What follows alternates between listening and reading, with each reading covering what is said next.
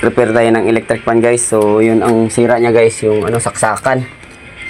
Ito guys, pakita natin sa inyo. Ayan, ito lang sira oh. Napakakaya niyong gawin, ayaw pa rin gawin. Ano ba naman yan? So ayan guys, so ginawa ko, nagmuha ako ng cord na iba. So nagdugtong tayo dito guys, ayan. So pag dugtong naman niya guys, ganyan. Hindi pwedeng dikit na ganyan kasi pag uminit baka mag ano, tawag dyan, mag short circuit. So nakaganon ng wire niyan bago mo puluputan ng ano. Ayan, so testing natin. Ito lang yung sira niya oh. Naputol, sabi naman kasi yung electric fan di na gumagana. Bakit di gumagana? Bago pa yung electric fan nyo ah. Oo, di na gumana eh. So ito pala ang sira. So ang nangyari dito guys, dahilan nito baka nakasaksak, hinila. Ganun lang. So testing natin guys.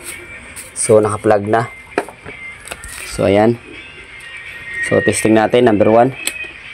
Ayan. Number 2.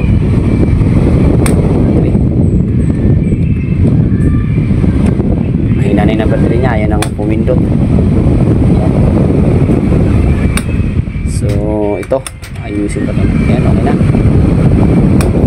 Yan, so napakasimpleng sira lang eh, no? So pera na kaagad.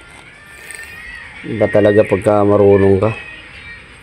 Ito na naman sira, nalaglag. Hindi ko na alam kung saan nalaglag ang kabaak nito. Yun na lang to sa akin eh. Yun, so okay na. Ayan.